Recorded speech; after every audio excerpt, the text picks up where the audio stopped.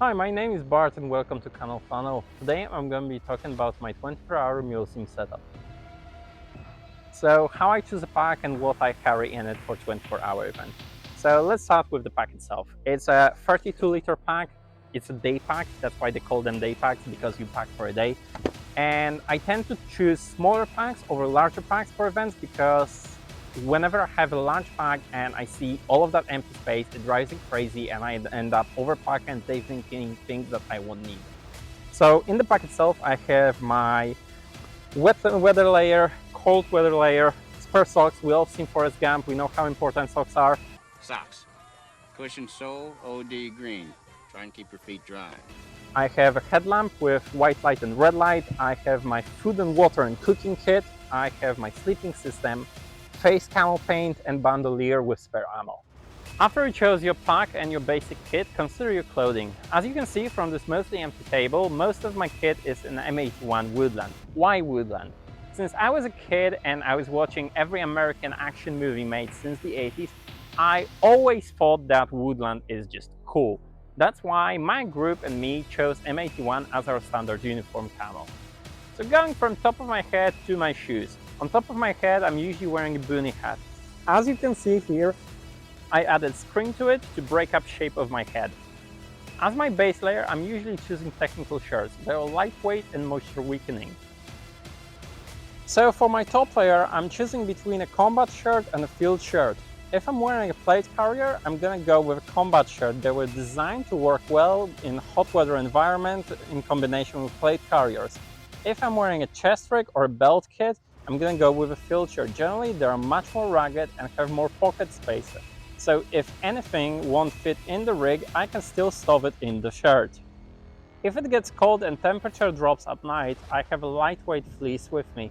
In case of rain, I have a soft shell jacket to keep me dry. To avoid unnecessary scratches and bruises, you should invest some money into gloves. They don't have to be high-end Gucci, but they should be very heavy-duty. You can get decent gloves for not more than 20 bucks.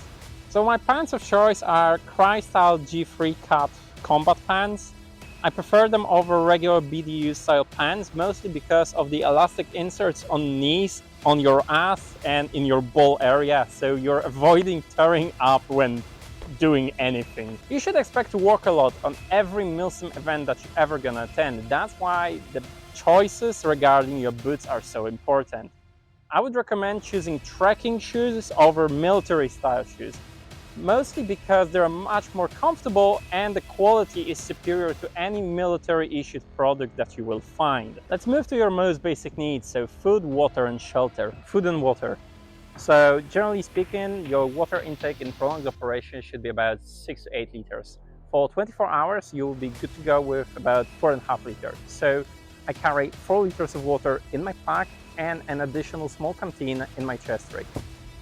For the food, I generally use American MREs. I like them. They're not so bad, really, especially if you get a nice meal out of them.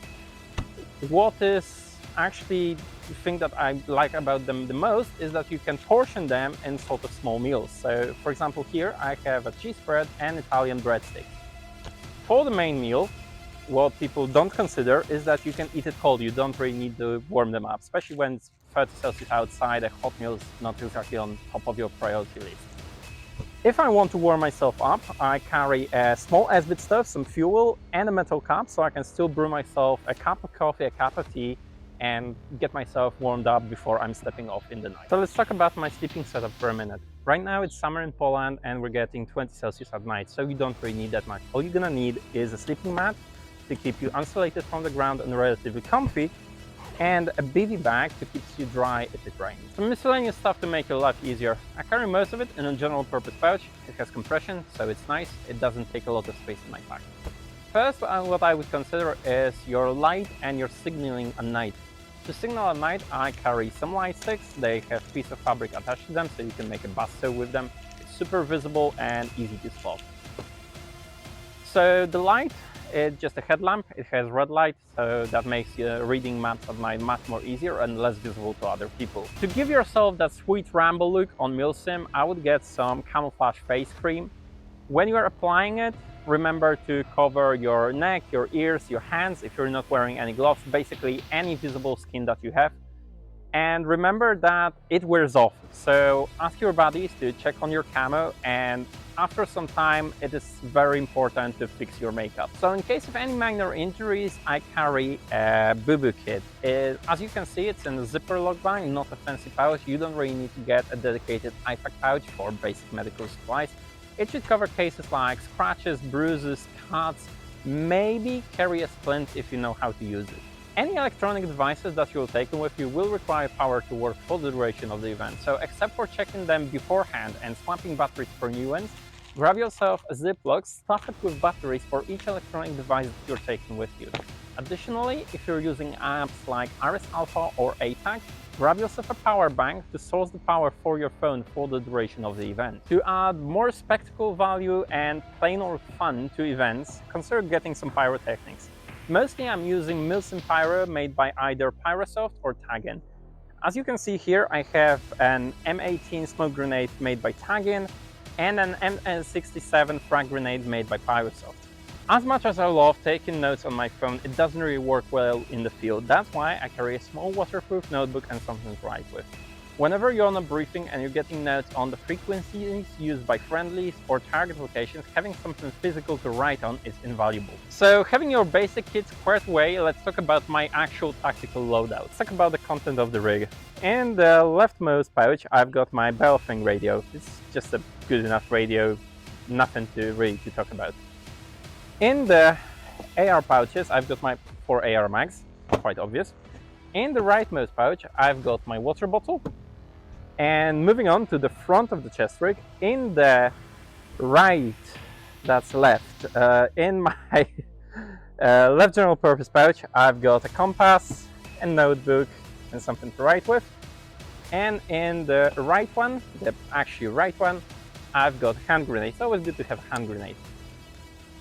And in those pistol pouches, I've got a multi-tool, my Deathman rag, a signaling whistle, a lighter, and a wiping cloth. In the admin pouch, I have a laminated map and a light stick.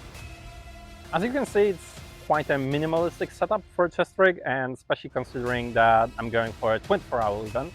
So 4 mags, that's just not gonna cut it. But to solve that issue, I have an additional bandolier full of magazines in my backpack. Remember that on events of that kind, you're going to be carrying a lot of things on you. So you don't really want to have on your chest or belt or plate carrier or whatever, anything but the essentials. Because for anything else, you can always get that from your backpack. So you're not going to a Milsim to eat MREs, drink water, or be comfortable at night. You're going to shoot people and partake in a BB war. So let's talk about what I use to shoot people with. The base for my setup is a Spetsnaz Arms Edge 2 modeled after an M4A1 Block 2. Going from the top, I've got a Surefire 3-prong flash hider. On the side, I've got a very basic light setup with a homemade flash cap that I use to eliminate any sun reflecting off the flashlight. On top of the rail, I've got a PEC 15 made by Somo Gear. In my opinion, probably the best PEC replicas on the market right now. On the bottom of the rail, I just have a very simple front grip just to get me in the position. In terms of optic, I've used a lot of different things over the years. I've used LPVOs, red dot with magnification. I'm always coming back to an ACOG. So I've got an ACOG TA02 replica with an RMR mounted on the top. I'm using a very basic stock. It's a B5 soft mod stock, and I'm using it to attach a 2-point sling to the gun. So the sling itself, it's made by the Gitev Gear company, made in Poland. Great guys. I have a lot of stuff from them. So in terms of the setup itself, it is modeled to serve as a DMR, and it is tuned to be slightly more powerful, slightly more precise, and have slightly more range than a regular assault rifle replica. So you don't need a lot of things to go to a Milsim event. So if anyone tells you otherwise, just do it, learn from your mistakes, and own them. If you enjoyed this video, like and subscribe. If you have any questions, you can leave a comment. I'm gonna answer all of them. And you can also follow me on Instagram and support me on Patreon. That's all, folks.